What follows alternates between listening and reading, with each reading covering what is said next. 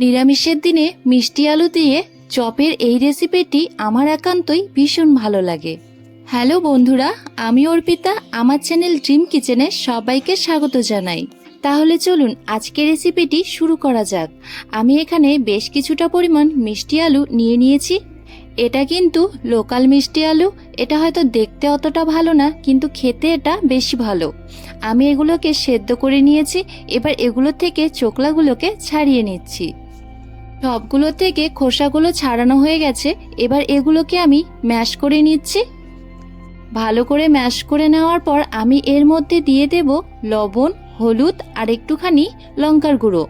এখানে আমি কোনো রকমের মশলা দেব না, তবু কিন্তু এটা খেতে ভীষণই ভালো হয়। আলুগুলো আমার ভালো করে ম্যাশ করে নেওয়া হয়ে গেছে। এবার এর মধ্যে আমি লবণ, হলুদ আর দিয়ে দিচ্ছি লঙ্কার গুঁড়ো। এবার খুব ভালো করে এগুলোকে আমি মাখিয়ে নেব। মিষ্টি আলুগুলো একটুখানি নরম থাকে, তার জন্য এখানে আমি দিয়ে দেব কর্নফ্লাওয়ার। তাহলে আলুর চপটা বেশ মুচমুচে হবে। এখানে আমি 2 চামচ পরিমাণ কর্নফ্লাওয়ার দিয়ে দিলাম। এবার এটা ভালো করে মেখে নেব। আমার আলুগুলো মাখানোর কাজ শেষ। এবারে এক এক করে আমি চপগুলোকে বানিয়ে নিচ্ছি। এরকম গোল গোল করে বানিয়ে নিয়ে তারপর মাঝখান থেকে একটু চাপ দেব। এবার সাইড থেকে আরও একটুখানি ভালো করে চেপে চেপে দিলেই ব্যাস এটা রেডি হয়ে যাবে। একই রকমভাবে আমি সবগুলো চপই বানিয়ে নেব। এটা বানানো কিন্তু খুবই সোজা। আমি এখানে এক এক করে সবগুলোকেই বানিয়ে নিয়েছি। এবার এগুলোকে ভেজে নিতে হবে। তার জন্য আমি কড়াই বসিয়ে দিয়েছি আর কড়াইয়ের মধ্যে তেল দিয়ে দিয়েছি। তেলটা গরম হয়ে আসলে এর মধ্যে আমি এক এক করে দিয়ে দিচ্ছি চপগুলো। গ্যাসের ফ্লেমটাকে মিডিয়ামে রেখে চপগুলোকে খুব ভালো করে ভেজে নিতে হবে।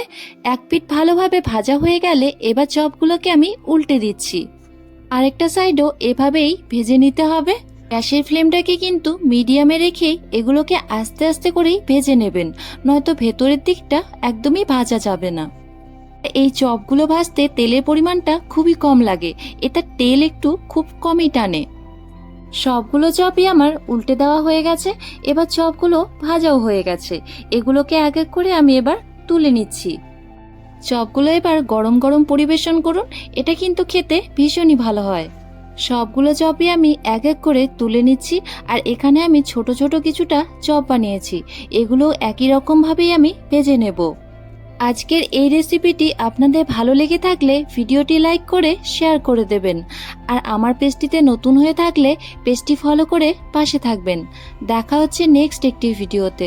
ততক্ষণে ভালো থাকবেন, সুস্থ থাকবেন, সাবধানে থাকবেন।